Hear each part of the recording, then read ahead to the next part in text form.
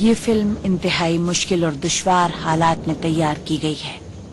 ایک جانب وہ تمام لوگ جنہیں ایڈوارڈو کے بارے میں معلومات تھیں فیٹ کمپنی کی مافیا کے خوف سے ہمارے ساتھ بات چیت پر تیار نہیں تھے، دوسری جانب اطالوی پولیس نے ہماری ٹیم کو اس وقت گرفتار کر لیا جب کام آدھے مرحلے میں تھا اور کئی روز تک قید میں رکھنے کے بعد دہشت گرد ہونے کے الزام میں ملک سے نکال دیا۔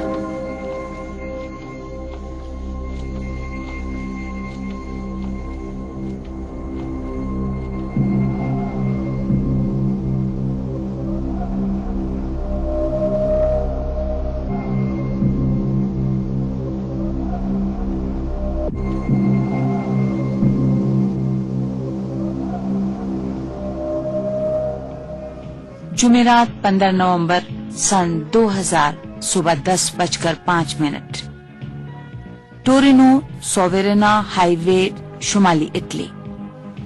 ٹورینو سوورینا کے ٹریفک اسٹیٹ کے ڈپٹی کارلو فرینکنی کو معمول کے گشت کے دوران ایک سرمئی رنگ کی کروما فیٹ گاڑی دکھائی دیتی ہے جو رومینو نامی پل کے بیچوں بیچ انتہائی دائیں جانب کھڑی ہوئی ہے اور اس میں کوئی شخص موجود نہیں ہے۔ گاڑی کے انڈیکیٹرز جل رہے ہیں اور دروازے بھی لاک نہیں ہیں۔ اس نے سمجھا کہ شاید گاڑی خراب ہو گئی ہے اور اس کا ڈرائیور اتر کر میکینک کو لانے کے لیے پیدل اس گیرج تک گیا ہے جو یہاں سے کچھ فاصلے پر واقع ہے، لیکن گیرج کے ملازم نے اسے بتایا کہ یہاں کوئی شخص نہیں آیا، تو وہ سمجھ گیا کہ یقیناً کوئی خوفناک حادثہ پیش آیا ہے۔ وہ اس جگہ پر واپس آتا ہے جہاں گاڑی کھڑی ہوئی تھی۔ وہ پل پر لگے 1.5 میٹر بلند حفاظتی جنگلے پر چڑھ جاتا ہے۔ پل کے نیچے اسے ایک مرد کی لاش دکھائی دیتی ہے جو منہ کے بل زمین پر پڑی ہوئی ہے۔ وہ فوراً ہی پولیس کے گشتی دستوں کو مطلع کرتا ہے۔ پل کے نیچے پہنچنے کے لیے انگور کے باغوں کے درمیان طویل راستہ طے کرنا پڑتا ہے۔ 11 بجے پولیس جائے وقوع پر پہنچ جاتی ہے۔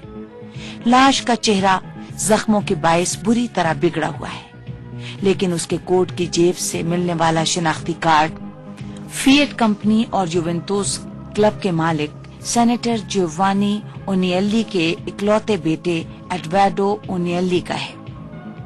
ٹورینو شہر کے پولیس سربراہ نیکولائی کالویلری بذات خود فیٹ کمپنی کے مرکزی دفتر لنکوٹو جا کر ایڈوارڈو کے والد کو اس حادثے سے مطلع کرتے ہیں۔ سینیٹر اونیلی فوراً ذاتی ہیلی کاپٹر کے ذریعے اپنے دفتر سے 40 کلومیٹر کے فاصلے پر جائے وقوع پر پہنچتے ہیں اور اپنے 46 سالہ بیٹے کی لاش کی شناخت کرتے ہیں۔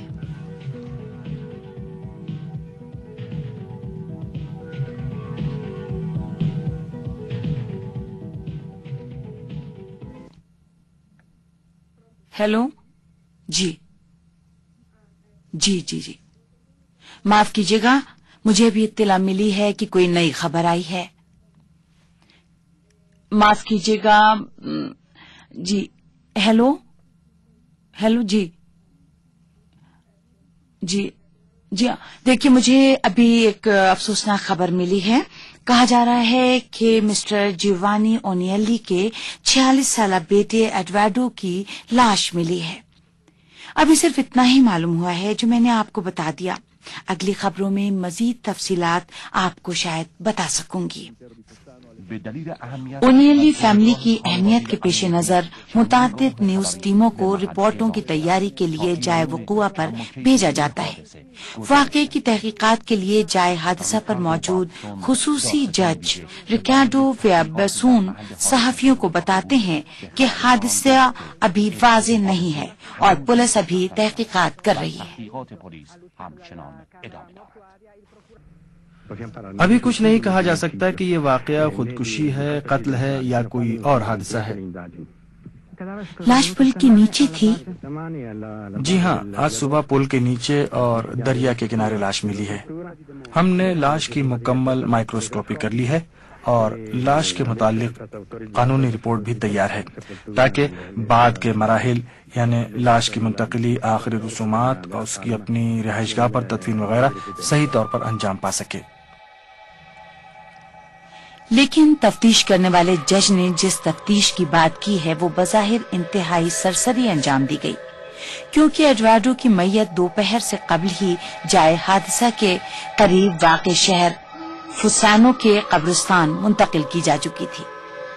ڈیوٹی پر موجود ڈاکٹر نے میت کے سر اور پسلیوں پر چوٹ کے نشانات اور زخموں کی تصدیق کرتے ہوئے پوسٹ مارٹم کے بغیر ہی تدفین کا سرٹیفکیٹ جاری کر دیا تھا۔